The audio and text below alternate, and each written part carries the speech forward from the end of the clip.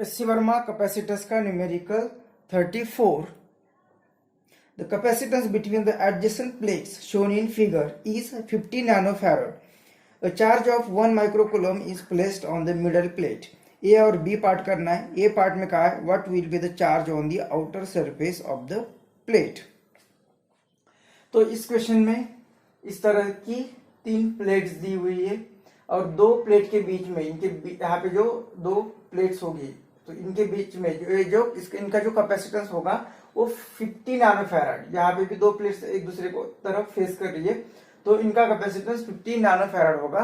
और हमें कहा है कि इसके मिडल प्लेट जो होगी ये टॉपर प्लेट यहाँ पे बॉटम की और ये मिडल प्लेट, इस मिडल प्लेट पर 1 माइक्रोफैराड इतना चार्ज रखा हुआ है.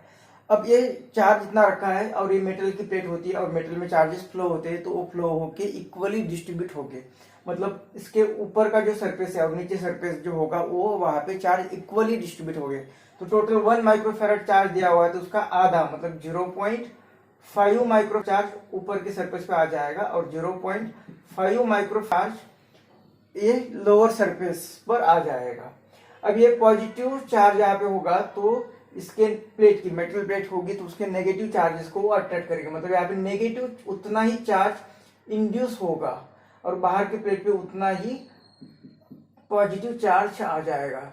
यहाँ पे भी यहाँ पे नेगेटिव चार्ज इंड्यूस होगा और उतने ही मैग्नीट्यूड का पॉजिटिव चार्ज बाहर आउटर सरफेस पर आ जाएगा. तो इस तरह से चार्जेस का डिस्ट्रीब्यूशन होगा. अब चार्जेस का डिस्ट्रीब्यूशन होगा तो पहले ए पार्ट में हमें कहा है कि आउटर सरफेस पर टॉप की जो प्लेट होगी उसके आउटर सरफेस पर कितना चार्ज होगा ये हमें बताना है. तो वो क्यू ए पार्ट में जो पूछा था कि चार्ज कितना होगा तो वो चार्ज होगा 0.5 माइक्रोकूलम. ये होगा पार्ट ए का आंसर.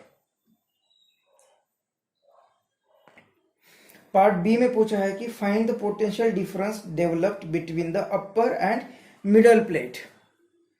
तो बी पार्ट में अब हमने ए पार्ट में देखा कि किस तरह से चार्जेस का डिस्ट्रीब्यूशन हो रहा है.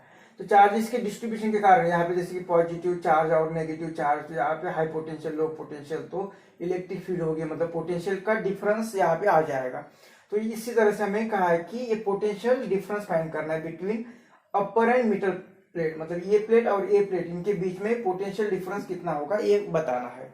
मतलब V इज इक्वल होता है चार्ज अपॉन C और ये V इज इक्वल कितना चार्ज इक्वल और अपोजिट चार्ज है मतलब ये कैपेसिटर है तो यहाँ पे कितना चार्ज है 0.5 माइक्रोकूलम मतलब 10⁻⁻⁶ कूलम. और C कैपेसिटेंस हमें कहा है कि 50 नैनो फैराड मतलब 50 इंटू 10⁻⁹ फैराड इतना कैपेसिटेंस होगा. तो ये -9 ऊपर चले जाएगा तो ये V is equal to 0.5 upon 50 और इंटू 10⁻⁶ और ऊपर चलेगा तो +6 मतलब यहाँ पे रहेगा 3. इस 3 के 3 जीरो यहाँ पे दे देते तो V इज इक्वल टू पहला एक 10 के कारण ये डेसिमल निकल जाएगा और 2 जीरो के कारण यहाँ पे 2 जीरो आ जाएंगे और ये डिवाइडेड बाय 50. तो V इज इक्वल टू इसका डिवीजन आएगा 10 मतलब ये 10 वोल्ट इतना पोटेंशियल डिफरेंस रहेगा बिटवीन दिस 2 प्लेट्स.